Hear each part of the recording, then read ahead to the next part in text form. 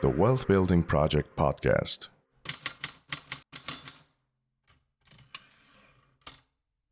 Hi, everyone. Thanks for jumping on today. My name is John Very. I'm your host, and you're watching The Wealth Building Project, an education by experience system focused on three pillars: sales wisdom, financial literacy, and personal development. This is episode number 5. If you're tuning in now for the first time, please go back and watch episodes 1 to 4. In each episode, I do my absolute best to try to keep everything real simple, real clear, and real easy to understand, keeping in the themes of our three pillars while telling a story you could follow. In episode 1, we talked about the movement we're creating, the Wealth Building Project. We talked about the Wealth Building Project as a mission, much more about giving than receiving. We discussed how the Wealth Building Project is really just a metaphor for life. Everyone has got their own version of the Wealth Building Project. In episode 2, we talked about ways to jumpstart your personal development crusade, like how to start feeling good about yourself and with others, and really helping you discover your place by helping you better connect with yourself and your mission. Personal development is really very broadly defined, but many of the things we talk about in episode 2 will help you establish that roadmap, which will help you become your best version of the Wealth Building Project. Okay, so in episode 3, we talked about how to make more money, and it all starts with you making a very necessary first step, which many people are not willing to do. We talk about getting involved in direct sales first. We keep it real simple. If you cannot sell yourself, or you're not willing to sell a product, or you're not in a business where you can increase income, or your entrepreneurship crusade is not paying the bills, you need to call a timeout and recalibrate. If you cannot generate income to live on, then forget about the influencers trying to define for you what they think passive income means.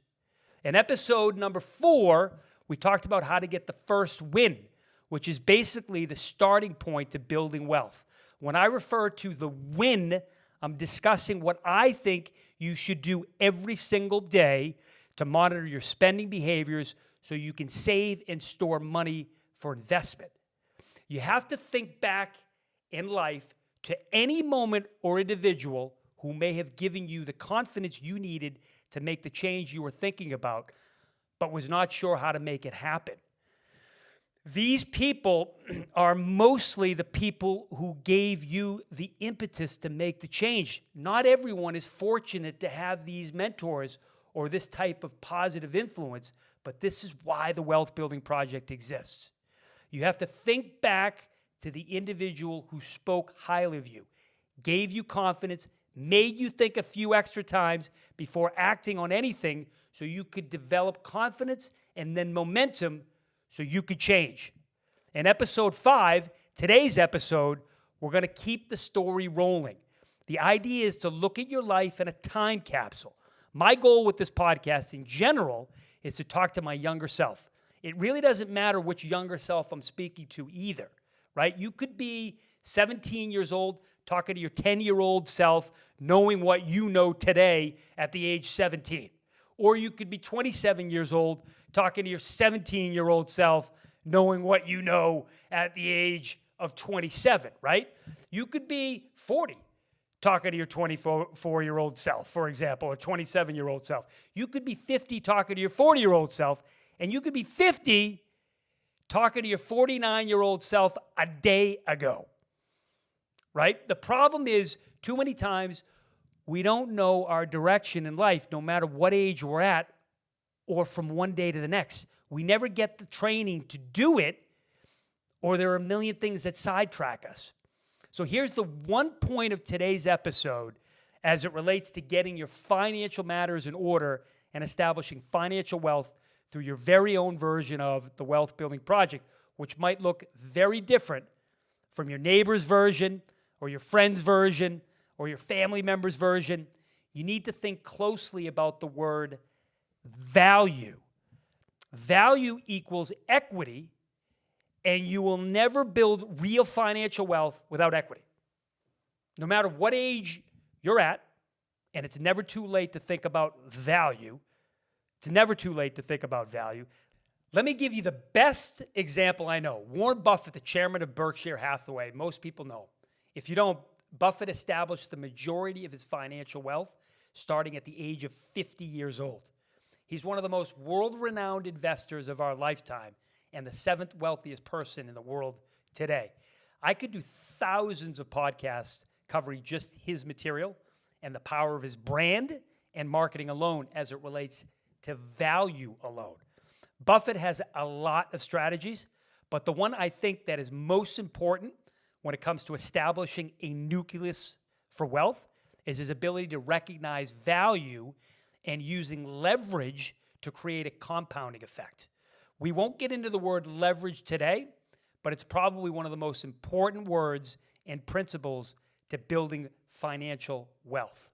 Today, Buffett is 93 years old and worth over $120 billion, simply due to his ability to connect with long-term value better than anyone else.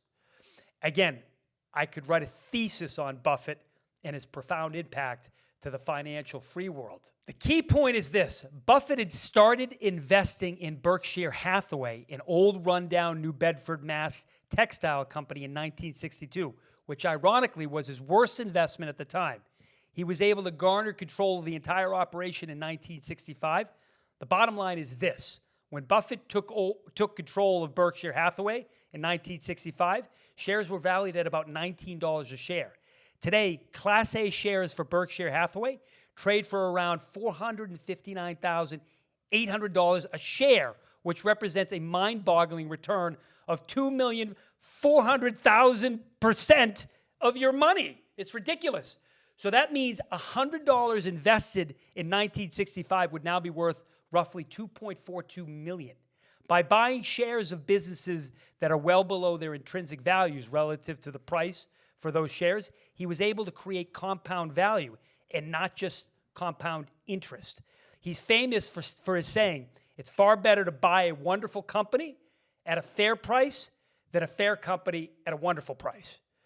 All he's done is collected several valuable companies using shareholder capital, that is leverage, with a strategy to basically hold them forever and use the investment dividends to invest back into his holding company, Berkshire Hathaway. So his $120 billion net worth is the result of the value of Berkshire Hathaway today. So he has created two massive wealth building strategies. Number one, a massively valuable holding company based on a group of massively valuable companies that comprise Berkshire Hathaway. Number two, a massively valuable track record where his every move, including his bowel movements, move economies. That valuable track record alone and that name, Warren Buffett, make him one of the most valuable and revered financial brands on the planet. So there was an interview Buffett did a long time ago, and at that time he was worth about $30 billion. He was asked a question by an audience member. Mr. Buffett, how did you get $30 billion? He was asked. And Buffett's answer was very simple: start young. What Buffett meant by that is start investing at the youngest age possible, because we know when we have the ability to invest, we can create long-term wealth. We can compound interest over time and increase our equity ownership in assets. We can continue to compound our wealth by continuously reinvesting into our very own assets, creating additional assets, and generating a continuous flow of passive income. Buffett's real key principle to success is the enterprise value he's created by simply ignoring instant gratification, taking capital, allocating it, reinvesting dividends, avoiding taxes, and rinse and repeating that strategy for literally 6 decades. Anybody can be an investor if you have money, but can that same person create value for the long term as an investor at the same time without succumbing to instant gratification of needing to sell it because it appreciated or using the dividends to live off of? The point I'm making is this: in simple terms, Buffett is now worth $120 billion as a capital allocator, using billions of investment dollars to buy high-value, staple companies, insurance companies, real estate investment trusts, big banks, utility companies that have concepts that have existed for 100 years and may exist for another 100 that generate a ton of cash flow and pay high dividends. Here is how he compounds his wealth. He uses leverage. Berkshire Hathaway started in 1965 by selling stock shares to the public. Buffett never started investing using any of his own money. And for every investment he makes on behalf of every shareholder of Berkshire, he never, ever, ever pays a dividend to his Berkshire Hathaway stockholders. In other words, any would-be dividends get reinvested back into each of the operating companies that Berkshire owns, and the capital is reinvested tax-free continuously. In Buffett's words, his best investment strategy is to buy and hold forever. So Coca-Cola is one of his largest holdings, and he started buying shares of Coca-Cola, I believe, in the mid-1980s. In the year 2022, Coca-Cola paid Buffett $704 million in dividends, and with three other major holdings like Apple, Bank of America, American Express, they combined paid Berkshire $4 billion in dividends that were all reinvested back into the organization tax-free. The point I'm trying to make is Buffett is the extreme example, but he's the metaphorical example of anybody's capability of harnessing the power of compound value, which is much more than just the time value of money. There's a difference. Buffett has a lifelong mission, which is to continue to build compound value and not just compound interest continuously, without interruption and under the same exact playbook. The message to my younger self is to start investing young, yes, but more importantly, start to connect with the things that are valuable because they are important and meaningful to you. They're sustainable, they're survivable, and human existence might not exist without them. Start there. When I was picking my career, for example, I literally stumbled into telecommunications. This was in the year 1996. I was at the time introduced to telecom when the internet revolution was just getting started. Today, when you think about telecommunications, and for example, the cell phone, this cell phone here, this is about as important to human survivability as a roof over your head. My message to my younger self is to think about what products are sustainable and survivable because human existence depends on them. In other words, no matter what happens to the economy, these businesses will still exist and thrive. In order to survive, we as humans depend on, no matter what, like clean air, clean water, food, shelter, and health, for example. For sustainability, we as humans depend on, like logistics and telecom and real estate and utilities and financial services and hospitals and maybe grocery stores. If you're choosing a career focused on the industries that humans depend on for sustainability and survivability, and then get involved in the smaller startup businesses that are making huge disruptive changes to these bigger sleepy industries. If you're choosing a career, focus on the industries that humans depend on for sustainability, and then get involved in the smaller startup businesses that are making huge disruptive changes to these bigger sleepy industries. Then offer to help them to grow their businesses by becoming a direct salesperson to drive new sales in exchange for equity. This is exactly what I did with Granite Telecommunications in the year 2002.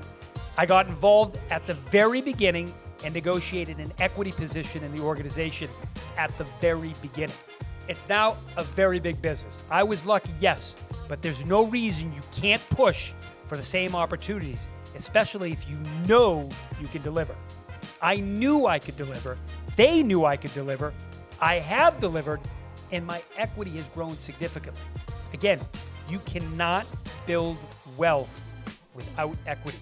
You have to give the entrepreneurs, if you're working with them, a reason to want to bring you into the organization, and this is where your track record, like Warren Buffett, comes in handy. However, if you don't have a track record, it's okay.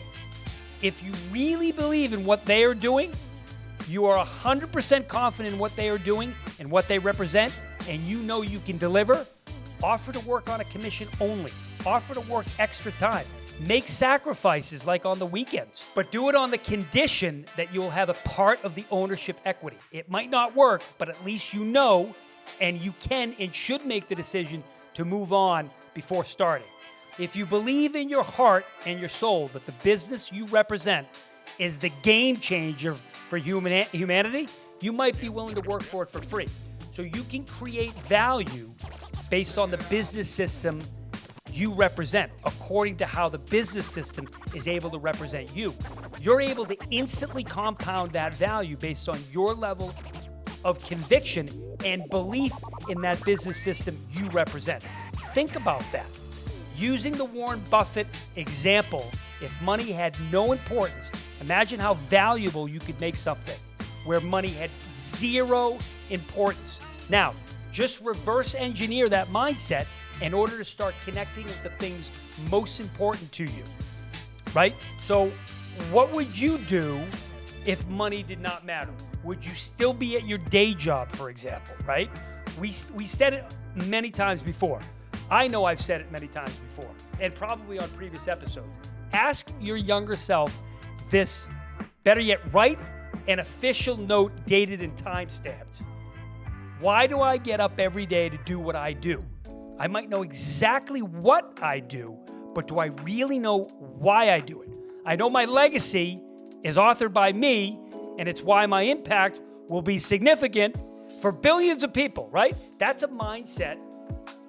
It's called compound value, not just compound interest. So what would I do with my life if money were no object? If I could focus and make my why my only object and not the money that may or may not come with it, could I realize something more fulfilling? What if the impact of whatever I do right now gives me no money now, but a huge financial gain could be realized in 10 years, for example? Would I make the sacrifice? Most people will not. They say overnight success, it takes 10 years, but if the impact of your work were felt 20 years later, do you think you could change the world? Ask yourself that question. I've said it before, if my why is strong enough, my how will always reveal itself. So here are some of the things I Googled how I can do if money were not my issue. So the first thing I saw, it was live in a different part of the world. Go to space. Buy an island. Cure a disease. Figure out a way to feed every hungry person on the planet. Stop a war. Might come in handy now. Stop global warming and environmental catastrophes. Stop a comet from plowing into the planet. Raise the global standard of living. Help educate those who do not have access to an education. Always look my best. Eat and drink only at the highest and healthiest quality. Figure out a way to live forever. Now, if I had the money, I might be able to do some of those things today. If my horizon expands and I'm no longer limited to a specific timeline, the compounding effect starts to take place. I can shift my why to a compound value-based standard and not just a money standard or a compound interest-based standard. If I had compound value with a forever timeline, meaning beyond my lifetime, I would bet I'd be able to do a lot more of these things on that list. Warren Buffett will give away 100% of his fortune to charities at his passing because that's what's important to him. You could be assured his real net worth is the legacy he will leave. You can also be assured once Warren Buffett's gifting happens and these charities are endowed by his gifts, a compounding value for those beneficiaries will take place, or at least it should. If you're not already firmly convinced about the value you can deliver, you need to write the notes to your younger self with dates and timestamps. Here's the book to do it. Mine says The Wealth Building Project, right? This is your miniature time capsule, a short journal time-stamped with actions that you can review as frequently as you want. No matter what age you're at, you need to connect or reconnect with the things that are most valuable to you because you are really good at them, and the impact you will make will be profound, so profound it will create huge ripple effects that will compound over time. This is almost never just about money. Your money, your job, and your business is worth very little without the impact of compound value. No matter how much time you trade for money, it will never outdo the power of the investment you make in yourself first, and then your team, and then your assets you attach yourself to. Your organization is a function of you, and you either work for the organization or the organization works for you. When you trade your time for money only and there's no equity, you dilute your value system, and it becomes a very, very expensive personal decision. You might have a team that you support within a company as an employee, for example, and that might be valuable to the company you represent and to your ability to grow within the company. However, when the company is not yours or you're not taking part in the equity of the organization, you're building somebody else's value system. So when you trade your time for a paycheck, you make someone else's dreams possible, but never yours. If you trade your time for equity, you connect instantaneously to your compound value system.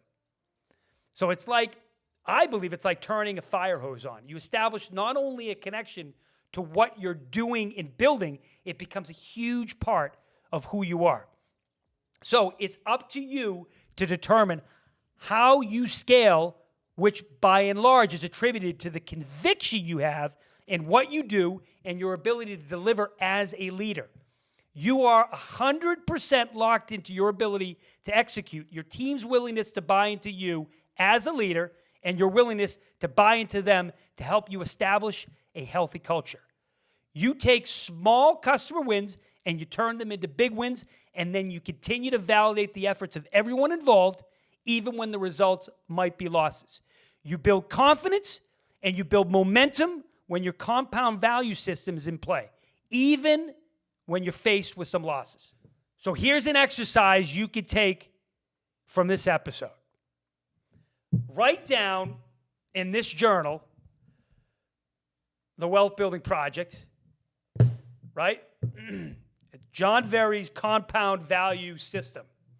Add the date, November 9, 2023. Journal entry number 1. Dear John, this is a note from your older self, and it's only from 2 days into the future. These are the 3 things to think about the next time you read this before making an additional journal entry to your compound value system. Number 1, no matter how much financial wealth you build or think you can build, please try to stop and smell the roses often. Don't overwork yourself. If you have kids or a life partner, they won't remember you staying late at the office. They will remember the moments you paid attention to them. They will remember the moments you shared with them. Save those videos and photos you had of that recent vacation and watch them often, and especially if you're feeling down. This is a compound value system. Number 2, find your safe zone and visit it once per day for 1 hour alone. This is the place where you can totally relax and let go. This might be an activity like driving in your car for no other reason than to just listen to your favorite music. This is the place where you can tune everything out because it's the place that makes you and your body feel good. This is a compound value system. Number 3, be careful of behaviors that will drive you to the people you should not be with, where you run the risk of making life-altering or even life-ending decisions. As crazy as that sounds. Your life could change in literally a snap of your fingers. We all know this. With one bad decision. Think once, twice, and 3 times before making any decisions, especially the important ones. Seek advice from others before you do too. This is a compound value system. So you're asking, what does this have to do with the podcast and the note to my younger self? The note to yourself, in hindsight, operates a lot like a gratitude journal, which we'll get into in later episodes. But the bottom line for episode number 5 here is this. The compound value system operates in all facets of your life. It doesn't have to be material. It doesn't have to be about money or equity or wealth creation. The impact of any decision you make in life has a compounding effect. It's up to you to interpret what it means and make the absolute best of it.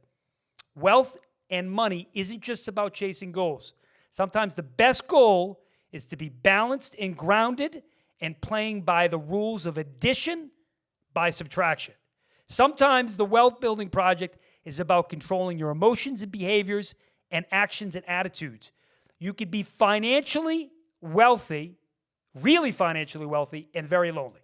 You can also risk losing a lot of it by simply not paying attention to the people that matter most. Your compound value system is unique to you. It's how you measure yourself and not how you compare yourself to someone else. Your compound value system is the best version of you from a personal development standpoint, a financial literacy standpoint, and perhaps even a sales wisdom standpoint. As I write my note to my younger self, here's my final edict. You're never too old to start your compound value system.